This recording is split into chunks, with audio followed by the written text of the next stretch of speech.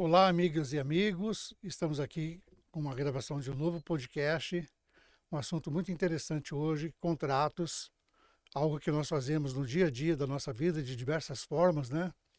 E para esse podcast nós convidamos a doutora Daniela Fusco. Vamos assim ler rapidamente aqui, brevemente, o currículo dela. Não contempla tudo, mas assim o suficiente para vocês entenderem a qualificação. A doutora Daniela Fusco é advogada especialista em contratos e regulamentação de saúde privada, com MBA em Gestão Empresarial pela Fundação Getúlio Vargas e pós-graduação em Direito Contratual. Atua na iniciativa privada há vários anos e também atuou em vários projetos na área pública. Atualmente participa da implantação de medidas de adequação contratual à Lei Geral de Proteção de Dados. Doutora Daniela, muito prazer em ter aqui conosco. Como é que Prazer é vai? meu, doutor. Tudo bem? Bom dia. Mais uma vez, agora, frente às câmeras, obrigada pelo convite. É um prazer. Doutora Daniela, nós preparamos aqui algumas questões, alguns pontos interessantes, né? Mas se a doutora tiver algum a mais a ser assim observado, pode ficar à vontade, né? Vamos lá. Então, em geral, assim, as pessoas, quando fazem contratos, às vezes veem que o contrato teve algum problema, elas vão e correm atrás de um advogado. Não existe uma cultura no nosso país, né, de procurar um advogado antes de fazer um contrato, né? Então, mesmo que essas pessoas que têm esse hábito, né, de fazer contratos por si mesmas, acho que essa cultura é um pouco difícil de mudar, né? Quais Sim. são os cuidados que elas devem tomar antes de assinar um contrato, de fazer um contrato? Bom, vamos lá. A gente faz contrato o tempo todo, né? É, Alguns contratos são os contratos verbais e outros são os contratos escritos e às vezes os contratos escritos que a gente celebra, a gente não tem alguns mínimos cuidados, né? Acho que os mínimos cuidados, eles primeiro começam por você pesquisar, ver se a empresa é de confiança, né? Hoje a gente tem o site do Reclame Aqui, então você consegue pesquisar se aquela agência de turismo que você está pesquisando um pacote, né? Se aquela empresa que você está pesquisando adquirir seja um produto eletrodoméstico ou, enfim, qualquer outro serviço mesmo, um agregado, a gente consegue fazer essa pesquisa. Diante disso, a gente também orienta, embora seja meio complicado, doutor, mas realmente ler o contrato, tá? Muito embora acho que a grande maioria do que está escrito ali a gente não vai entender, você consegue tirar um sentido daquilo, né? E aí depois você, naquele sentido que você tira do contrato que você está lendo, você se sente mais confortável para aceitar ou não, assinar ou não, tá? E aí eu estou falando dos contratos, tanto aqueles que a gente dá aperta o botão, né, o aceite, ou aqueles que a gente assina efetivamente, tá? Esses contratos que a gente efetivamente precisa assinar, a exemplo de um contrato de prestação de serviços, um contrato de aluguel, né? Hoje a gente tem muitos contratos que são firmados, por exemplo, com o Airbnb, né? Que são contratos de locação, embora não pareça ter, né, essa conotação. Mas os contratos de prestação de serviços em geral são aqueles que a gente precisa de ter mais atenção. Então, a exemplo, fique atento com as cláusulas de reajuste, a periodicidade, né, do reajuste aplicado, as multas, né? Fique atento se na qualificação, na sua identificação, está constando exatamente os seus dados e os dados da empresa. Se você puder ter tempo para fazer uma pesquisa num Serasa da empresa também, joga o CNPJ lá, vê se realmente é uma empresa que tem aquela atividade econômica a que se propõe o contrato que você está firmando, é, e as responsabilidades, né? As responsabilidades de cada parte, se o objeto corresponde, é, tenta entender se você tem a possibilidade de rescindir o contrato num prazo razoável, né, por questões razoáveis. Então, eu acho que, em termos gerais, a gente consegue identificar se você está firmando um contrato que pode acomodar melhor aí as suas expectativas. Certo, parece que quando é um contrato de consumo, né? Quando existe alguma restrição de direito, algum tipo de multa, é obrigatório ter um destaque, né, naquele trecho da restrição de Sim, direito. sim. Quando a gente fala dos contratos, né, regidos aí pelo Código de Defesa do Consumidor, eh, ele tem algumas nuances a mais, né? Porque a gente tem a proteção do CDC para aqueles contratos onde o consumidor, como a parte hipossuficiente, digo, a parte mais vulnerável, né? Então, o CDC traz aí sim algumas obrigações, né, que o fornecedor obrigatoriamente precisa apor no contrato. Então, a exemplo da letra legível, acho que no CDC vem até escrito Arial 12, né? Então, com destaque para essas condições em negrito, né, quando se trata das responsabilidades. Então, eles têm sim essa obrigação, os contratos com as empresas de telefonia móvel, os contratos que a gente celebra com o banco, né, um contrato de empréstimo. Então, eles têm essa obrigação sim de trazer isso. Certo, aí firmado o contrato, né? Se uma das partes que se arrependeu, que geralmente no contrato de consumo seria o consumidor que se arrepende, né? O fornecedor raramente vai se arrepender. É. Mas no contrato entre pessoas, assim, como é que se dá assim? Eu me arrependi de ter assinado esse contrato. Como que se dá isso assim, tanto no contrato de consumo, né, quanto no contrato assim civil entre duas pessoas ou entre duas empresas que não têm relação de hipossuficiência entre elas? Tá. Os contratos, iniciando, né, já continuando no CDC, quando a gente fala do arrependimento, né, a gente tem uma previsão dos 7 dias, né? Então, o que que é isso? Então, a gente tem hoje a, a compra ou a aquisição do serviço, tá? E quando você recebe o produto na sua casa, obrigatoriamente esse serviço ou produto, ele precisa ser contratado fora do estabelecimento comercial.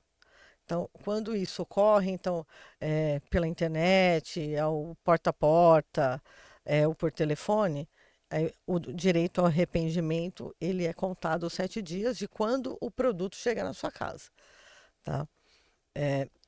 Esse direito ao arrependimento eh, não tem a previsão de motivo. Então, É só dizer que não quero mais. é só dizer que não quero mais. Agora, quando a gente fala do arrependimento num contrato entre eh, particulares, eu digo, ou entre empresas, ou você está celebrando um contrato que não tem a previsão de destinatário final, que é o consumidor, a gente fica atrelado às condições do contrato. Então, você obrigatoriamente precisa avisar, né, a outra parte que você tem esse interesse unilateral em rescindir, e então você precisa realmente seguir a previsão contratual. Então, nesse caso, seria recomendável que os particulares ou empresas que vão contratar entre si, né, já definissem no contrato quais são assim as multas, as cláusulas por causa de uma rescisão assim chamada imotivada, né, que não tem um motivo. Você simplesmente Exato, se arrependeu por qualquer motivo, né? Já seria exatamente, recomendável que eles fizessem esse tipo de previsão no caso. exatamente. É interessante. Então, depois da assinatura, se o produto foi comprado dentro de um estabelecimento, aí também é a possibilidade do arrependimento, né? Eu vou lá Então, na loja, na Casa Bahia, compro uma geladeira, mas depois eu resolvo não ficar mais com ela. Eu teria que justificar seria que bom a gente se arrepender assim, né? Não gostei dessa geladeira, vou trocar, quero uma de inox. É, no mesmo conceito de defesa do consumidor, tá, o CDC traz uma possibilidade, mas aí a gente não fala de arrependimento. Tá? Então, quando o consumidor adquire um produto no estabelecimento, o que garante o CDC são os 30 dias, tá? Que ele pode ter o dinheiro devolvido em caso de identificação de defeito ou vício do produto. Se nas Casas Bahia você identificar que não o produto realmente a geladeira está fazendo um barulho esquisito, né? Ou a porta não está fechando, é, pode ser um defeito, é, né? Então você vai pedir para troca. Se isso não ocorrer em 30 dias, você tem o direito a ter devolvida o valor que você pagou efetivamente. Mas a gente não fala de arrependimento certo, nesse seria caso. só mais um outro tipo de relação, né? Isso, exatamente. Então, a gente sabe também que contrato, né? Que contrato não é só escrito, né? Tem o contrato verbal, por exemplo. Duas pessoas combinam alguma coisa. Tem até aquele ditado latino, pacta sunt servanda, né? Que o pacto que as pessoas fazem, ele obriga as partes, né? É como se fosse uma lei entre elas, né? Então, Exatamente. esses contratos, eles têm validade jurídica completa e quais são, assim, os problemas do contrato verbal, o que eles têm de pior em relação aos contratos assinados? É. A gente faz contrato verbal o tempo todo, né? Então, o que que é o contrato verbal? É, ele é um contrato, é uma das formas de celebrar um contrato, então, onde você declara a sua vontade. Então, o artigo 107 do Código Civil, ele traz a possibilidade do contrato, ele não estabelece eh, normas que exijam que a manifestação de vontade seja escrita. Tá? Então, essa declaração de vontade, ela pode ser tanto verbal como escrita. A dificuldade que a gente tem no contrato verbal, vou dar alguns exemplos aqui. Você contratou um pedreiro, né, para uma obra na sua casa. É um contrato, geralmente, acho que Ninguém nunca faz vi um nenhum papel, nem contrato assina com um nada. pedreiro, né? É, Também comumente a gente vê muitos contratos de compra de automóvel, quando você vai nos feirões, que o particular vende para o particular, né? Então, acaba não se celebrando um contrato também. E entre outros exemplos aí que a gente da vida consegue identificar. Quais são os problemas que a gente vê num contrato verbal? O, o problema é quando não tem o cumprimento daquilo que foi acordado entre as partes, né? Então, houve a proposta, houve a aceitação. A gente estava falando disso hoje mais cedo. A proposta e a aceitação são duas manifestações de vontade. Ao passo que, se a pessoa que aceitou não conseguir receber aquilo que foi, né, proposto, né, pelo proponente, eh, como exigir isso dele? Você vai exigir da mesma forma, verbal, né? E muito provavelmente não vai conseguir chegar a, ao consenso com. Até o outro vai falar, mas eu não foi isso que eu falei, Exatamente. preferência, entendeu mal? Não, você entendeu mal, não houve o equívoco e tal. Então, o que que a gente recomenda? A gente recomenda que sim, seja eh, escrito. Tá? Mesmo que seja uma via, né, uma folha, mas realmente identificar as partes, qual que é o objeto, qual que é o prazo, né? Quais são as condições mínimas que vocês estão celebrando para aquele contrato realmente não trazer esses riscos. Mas eu não fiz, doutora, não teve jeito, combinei, não foi entregue, eu paguei já não sei quantas parcelas e não foi entregue. Então, o que a gente pode recomendar sob o aspecto extrajudicial, uma notificação extrajudicial, né? Enviando por telegrama com cópia IAR, é o que a gente mais indica, que a gente consegue trazer, pelo menos de alguma forma, um rito mais formal, né? Porque se respondendo, né, se a pessoa que contratou com você respondeu, a gente já tem Já está numa prova escrita uma já, né? prova escrita. Prova escrita hoje é um e-mail que você trocou, é um WhatsApp, né? Trocado. Então, sempre que você conseguir reunir, né, algum tipo de elemento comprobatório, vai facilitar, porque fatalmente você vai recorrer ao judiciário, né? Para ver o seu pleito E o judiciário atendido. hoje tem aceitado, né, assim, comumente, né, essas provas tipo de mensagem de WhatsApp, de e-mail, Sim, né, não tem aquela resistência como no começo desse tipo de tecnologia, né? você tem que trazer algum elemento que ele entenda como um liame negocial, né? Então, é isso que hoje a gente vê bastante aí nos tribunais E no trazendo. caso do contrato verbal, assim, levar alguma testemunha, uma, duas pessoas que fiquem ali sem dar muito na vista, Também né? é Seria também recomendável. uma precaução, né? É recomendável também. Sempre que possível, o contrato ser escrito, É. né? Que antigamente tinha aquela questão a prova do contrato era o fio da barba, né? Mas hoje em dia É, é, não tem mais isso, né? o contrato no fio do bigode, né? O contrato no fio do Isso, e nessa bigode, até sociedade no, complexa a gente está, acho que o fio do bigode está é, só na barbearia mesmo. é melhor ficar lá. Então, tem um tipo de contrato também que é interessante, que acho que é um dos que a gente mais faz, né, no dia a dia, que é o contrato de adesão, né? Aquele contrato que já vem com todas as cláusulas ali e você ou aceita ou não aceita. É, não tem outra Você tem. alternativa. Assim, esse contrato tem validade jurídica, eu não teria direito, assim, a fazer algum tipo de, pedir alguma modificação nesse contrato para aderir, para obter aquele bem, aquele produto ou serviço, eu teria esse direito ou não, e qual que é a validade jurídica dele se não me proporcionar essa oportunidade? Tá, vamos lá. O contrato de adesão, na verdade, ele não é um tipo de contrato, ele é um tipo de técnica, tá?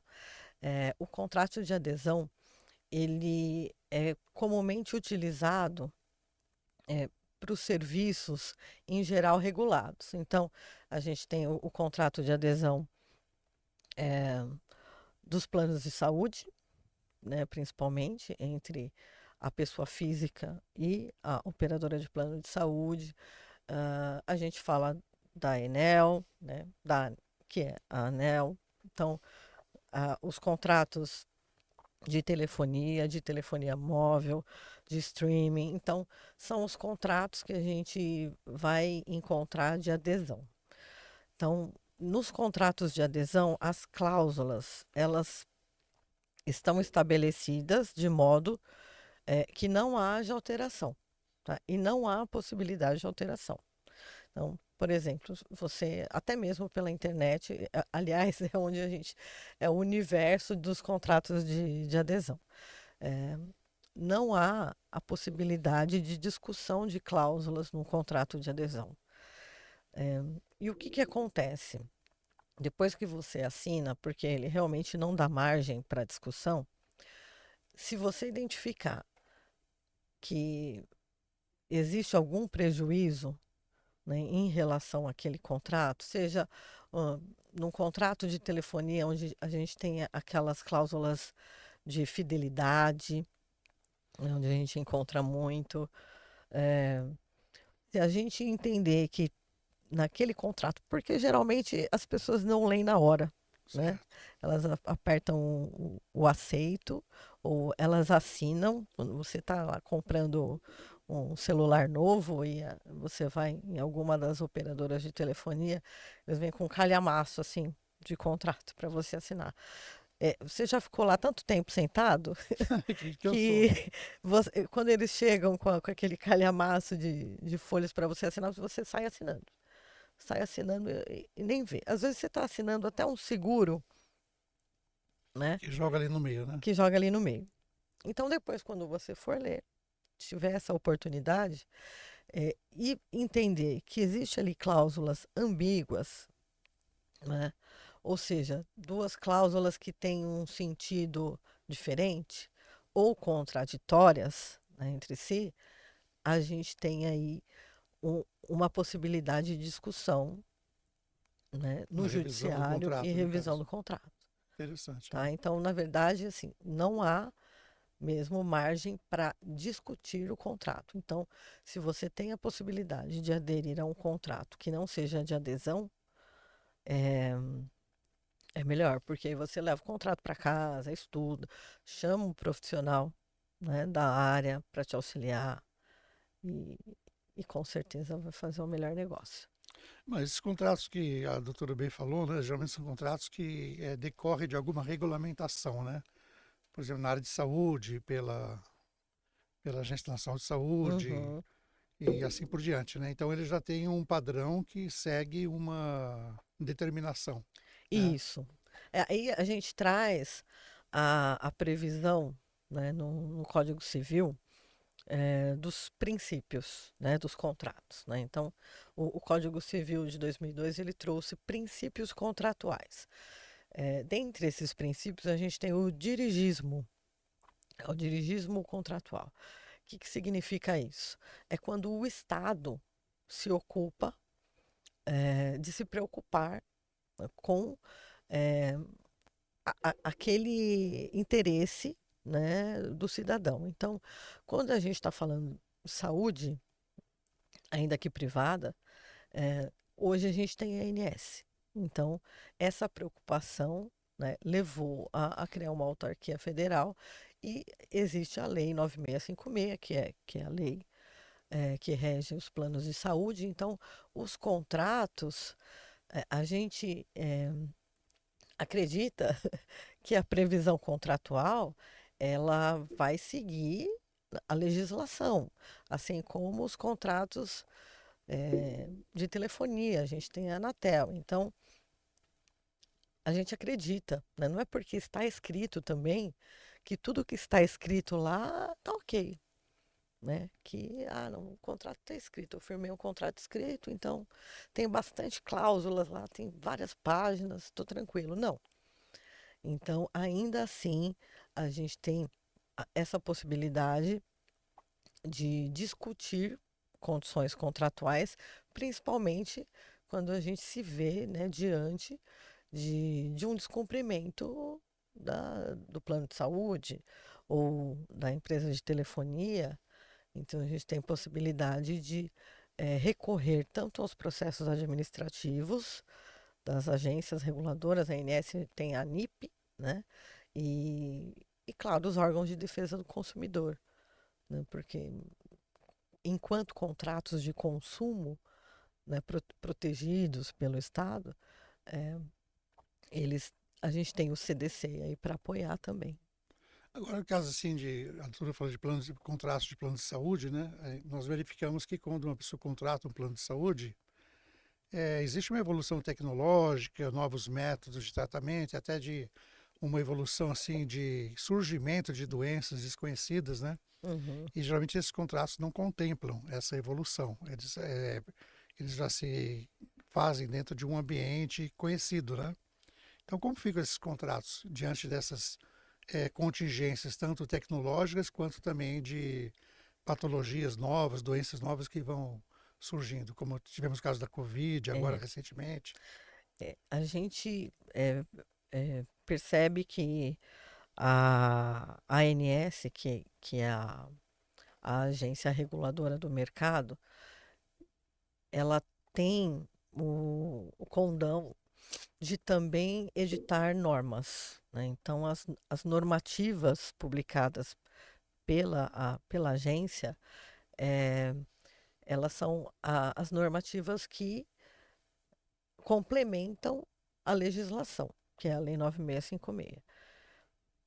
No plano de saúde, né, no contrato na operação de plano de saúde, existe a publicação pela ANS do rol, né? Até foi objeto aí bastante em voga aí de discussão se o rol é taxativo, se ele é exemplificativo. Então, o rol de procedimentos médicos, eventos e procedimentos médicos, saúde, ele traz uma gama, uma listagem de procedimentos médicos que devem ser cobertos Esses pelas seriam os operadoras. taxativos, no caso, né? São os taxativos. Então, hoje a gente tem essa legislação, né, que geralmente é por resolução normativa, que são publicadas, e periodicamente a ANS edita, né, a atualização, né, dessa normativa para contemplar novos procedimentos médicos. Tá? As doenças, eh, enfim, se surge uma doença nova ou se alguma doença já existia, mas eh, passa a ter, por exemplo, no caso, né, que a gente teve na pandemia, que foi a Covid, é uma doença já prevista, né? E ela é tipificada no CID-10. Então, todas as doenças listadas no CID-10, que é um código internacional de doenças, né? Versão 10, o CID-10, ele está previsto na Lei 9656. Então, é, ainda que, né, se surja uma nova doença, ou no caso da Covid, que ela foi tipificada, né, como um- uma doença é, que partiu, né, de um resfriado, mas que, né, realmente ela teve outras, né, nuances, então a tipificação da Covid não existia no CID-10, né? Mas por o dirigismo do Estado, né, o dirigismo contratual, obrigou a ANS se posicionar e exigir que os planos de saúde cobrissem os exames que eram relacionados tanto ao diagnóstico, né, que era por aquele SWAB, né, agradável, É que é ruim né, demais. agradabilíssimo, e vários procedimentos, alguns com uma tecnologia, né, mais avançada, eh, e geralmente as operadoras não cobriram, né, esse procedimento, mas, em regra, elas foram obrigadas a cobrir o exame minimamente necessário para diagnóstico da doença. E claro, né, e todo o tratamento dele advindo.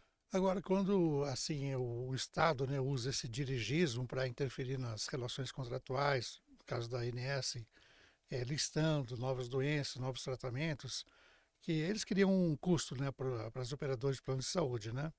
E esse custo ele pode ser repassado para o consumidor que já tem um contrato ativo ou só para quem vai firmar um novo contrato? É, aí que são elas, né? Porque os reajustes dos planos de saúde, eles são separados por tipo contratual. Então, o tipo contratual da pessoa física contratando diretamente um plano de saúde, o reajuste ele é regido pela própria ANS. Então, é a ANS que publica os índices de reajuste anualmente. E, obviamente, ali ele vai embutir vários fatores, e, inclusive, né, a variação dos custos médicos Então não hospitalares. se limita só a um reajuste monetário de NPC e IPCA, não. Ele pode contemplar até a esses custos adicionais, né? Sim, Impostos, né? IPCA, mais o entendimento da variação dos custos médicos hospitalares, que é o que é praticado pelas operadoras em relação aos contratos com as empresas, né? Então, o reajuste geralmente ele é maior, né? Mas ele é pulverizado em razão, né, do número de vidas, né, que Sim. corresponde àquele contrato. Não, então, e tem assim contratos que a gente percebe que eles, tipo assim, é como se um leão ali estivesse impondo um contrato para um cordeiro, né? Você faça isso, só tem um lado só tem vantagem, outro lado só tem desvantagem, né? Como que a gente pode perceber isso e como reagir contra isso, né? Tanto em contratos assim entre empresas ou entre fornecedor e consumidor e até entre particulares também, né? Eu acho que o doutor está falando dos contratos leoninos, Exato. né? Os contratos leoninos, eu estava me preparando, né, para vir falar com o doutor e lembrei da historinha, né, do leão, lá da Grécia Antiga, enfim. E que o leão combinou, né, com os outros animais de caçar um cervo. E depois eles iam dividir a caça.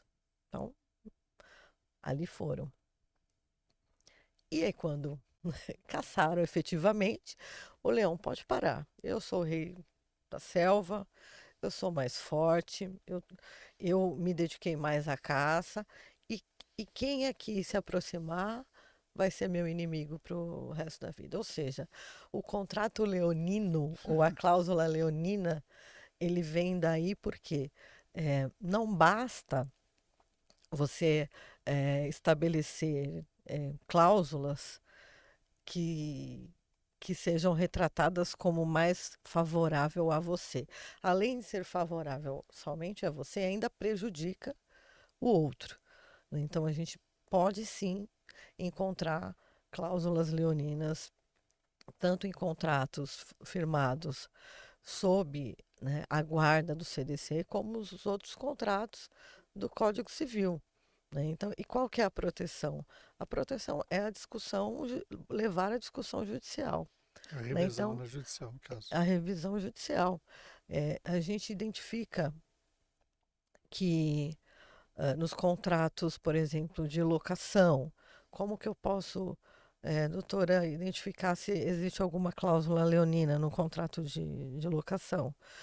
Se lá tiver estabelecido que cabe ao locatário arcar com todas a- as obras, os ajustes no imóvel, né?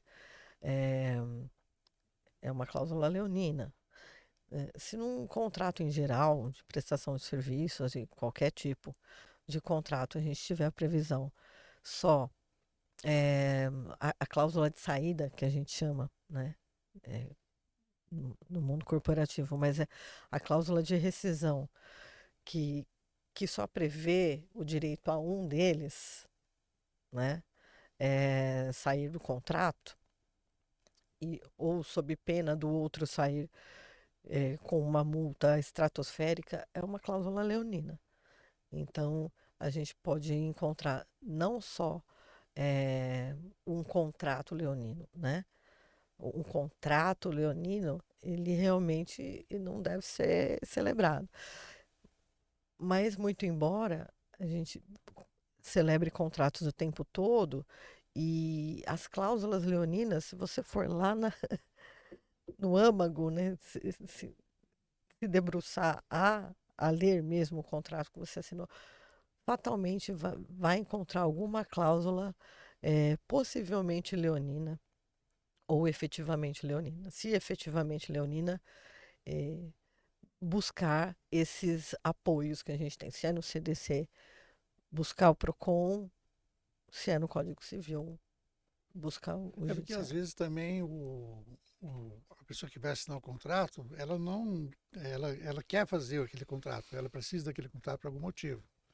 E então não é o contrato em si completamente que é rejeitável, né? Então ela poderia assinar o contrato e depois discutir separadamente essa cláusula, em vez de Sim. deixar de assinar, seria mais É, indicado. a cláusula leonina também, ela pode ser considerada a cláusula que é contrária à lei. Então, ela é nula.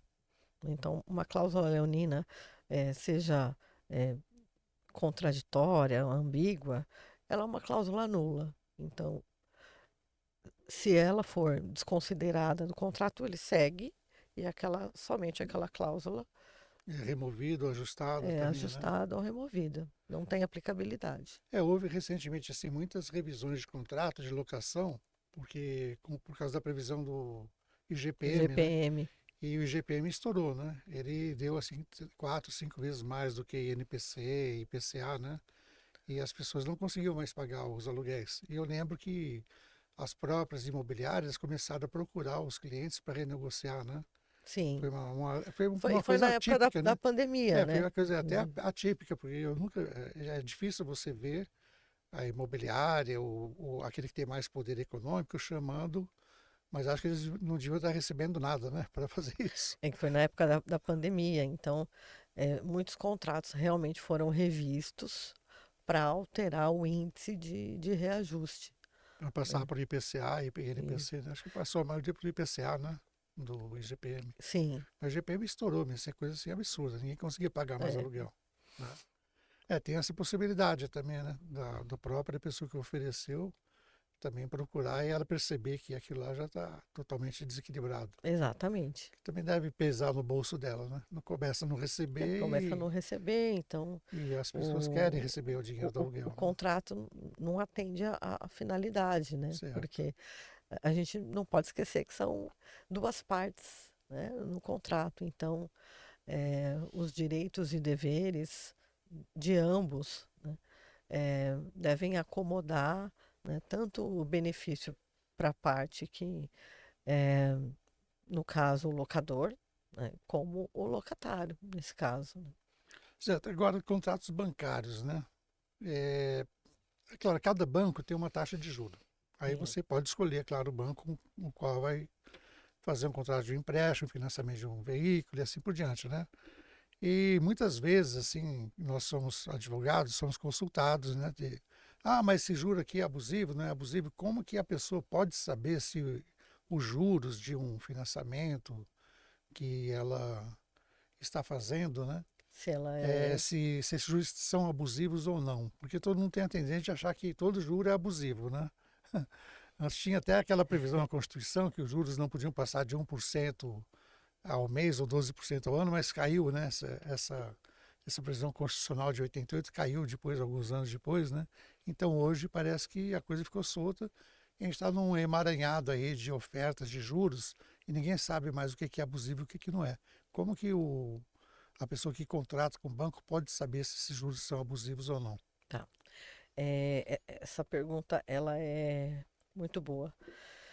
É, os contratos bancários, né, eles são muito procurados, né?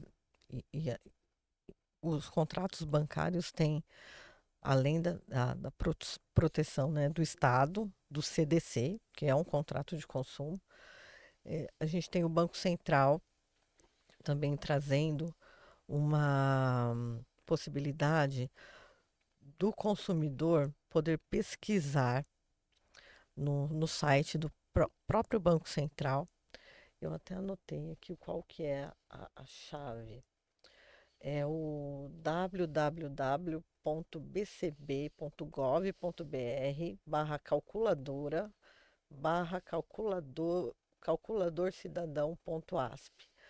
Ou seja, nesse site você vai poder ter a possibilidade de vai escolher o tipo de contrato, né? De tipo de empréstimo e você preenche a taxa de juros, né, que lhe foi oferecida. E ele vai trazer uma lista dos maiores bancos. Qual é a taxa de juros mensal? E aí você consegue tirar uma média. E aí, dessa média da taxa de juros dos bancos, se ela ficar acima da que lhe foi oferecida, fatalmente é uma taxa de juros abusiva. Mas abusiva mesmo, ela só é considerada pelos tribunais, tá? Aí, Não, não seria cinquenta de. por cento Não a seria mais. 50% a mais do É. que a taxa média. Aí sim é considerada taxa abusiva pelos tribunais. Mas eu consultei uma vez essas taxas aí, eu reparei que tinha, por exemplo, alguns absurdos, né? É uma taxa de, por exemplo, de 200% ao ano e outra de 10% ao ano. Não tem banco que joga assim, simula essas taxas para. Não tem essa coisa de simular para fazer a média aumentar? Ou... Pode encontrar por quê? Aí ele baixa a taxa de juros, mas ele implementa algumas outras taxas com outras nomenclaturas, né? Então tem lá a taxa de comissão de permanência. Até bancos têm uma taxa de cobrança de honorários de advogado que você não deve aceitar. Então, Porque você não está contratando nenhum advogado ali na hora, né? exatamente, porque ele já está prevendo Como se vai tiver uma uma briga no futuro, você vai eventual pagar X. discussão extrajudicial.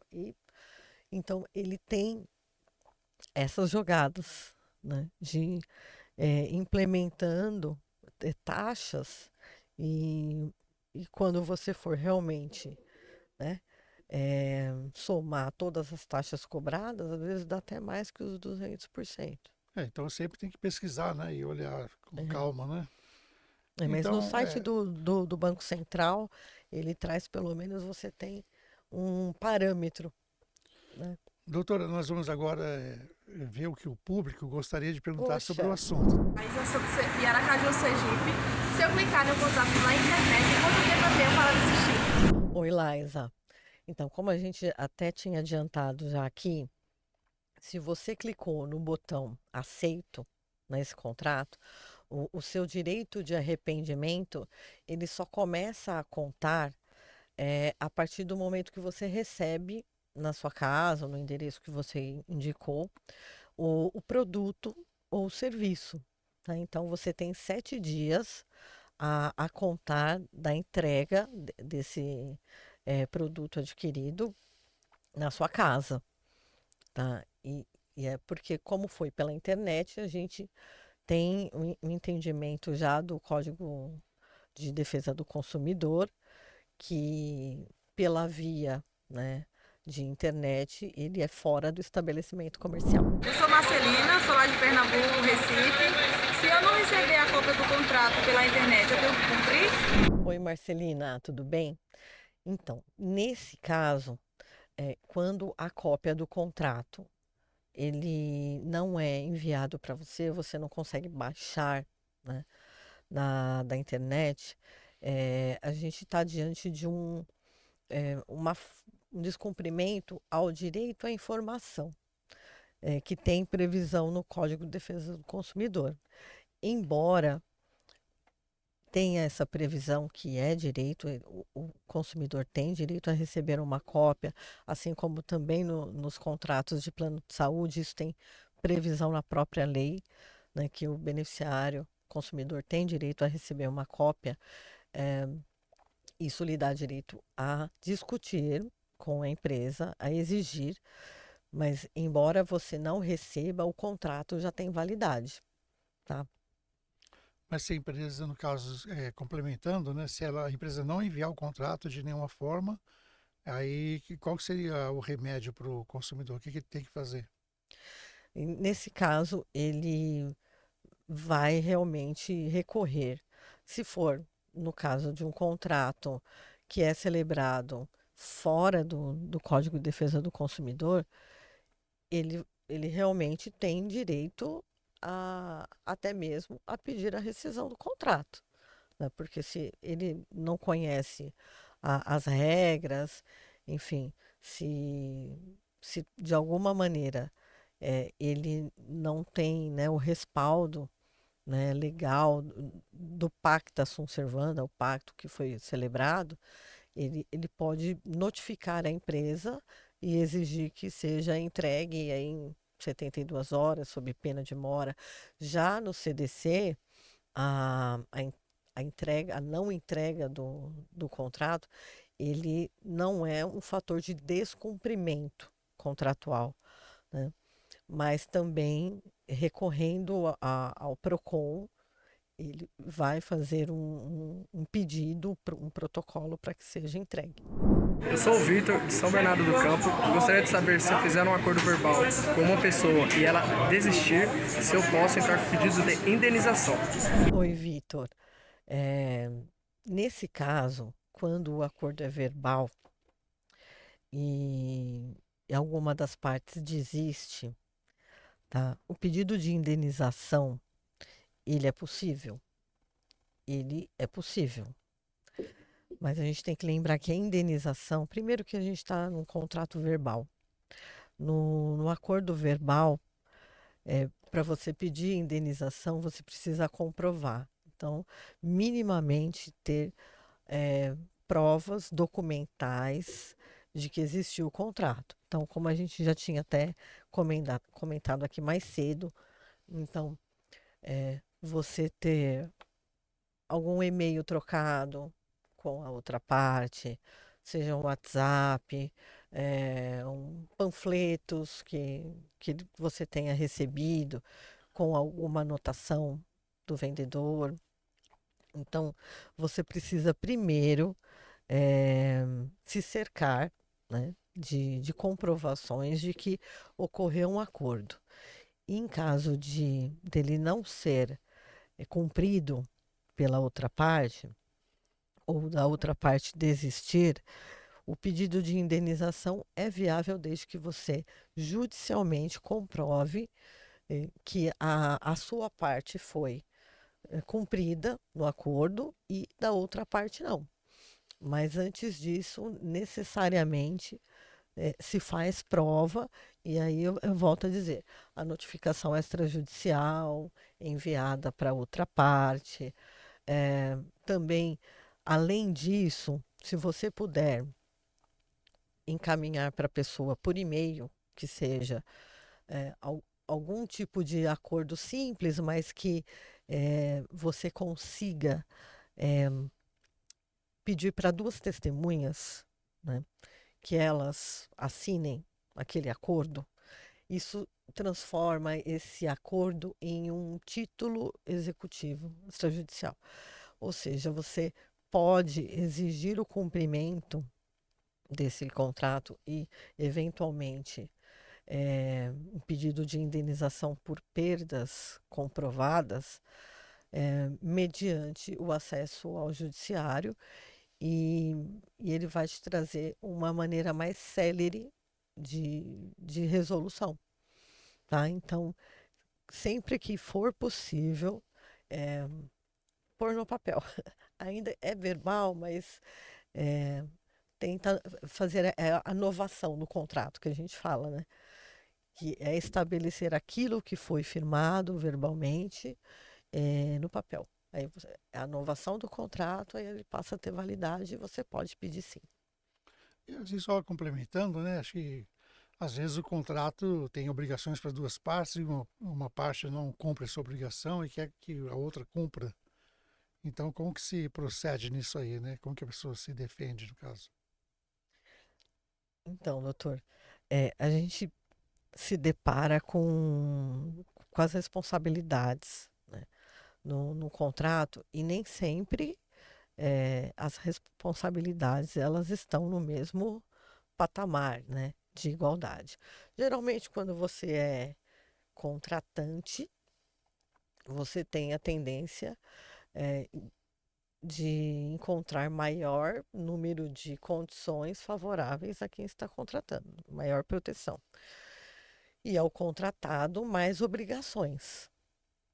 Então, em casos de a gente encontrar um descumprimento da parte, né, que seja pelo contratante, que não pagou o valor combinado, seja o contratado que atrasou a entrega ou efetivamente não entregou, inicialmente, vale notificar extrajudicialmente, né? E isso te fornece subsídios para, se eventualmente você dando um prazo de cumprimento sob pena de mora e não for cumprido, judicialmente a gente consegue rescindir o contrato, pedir a ação de rescisão de contrato. Doutora, muito obrigado aí pela sua presença, né? Foi muito esclarecedor. Obrigada a você, E doutor. esse assunto é muito extenso, né? Tem muita coisa ainda que se poderia falar, mas o tempo que nós temos não o permite. Então já fica aqui um convite para, oportunamente, no futuro, a gente poder continuar e entrando em mais detalhes sobre esse assunto. É uma coisa muito dinâmica também, o mundo dos contratos, toda hora aparece alguma coisa, né?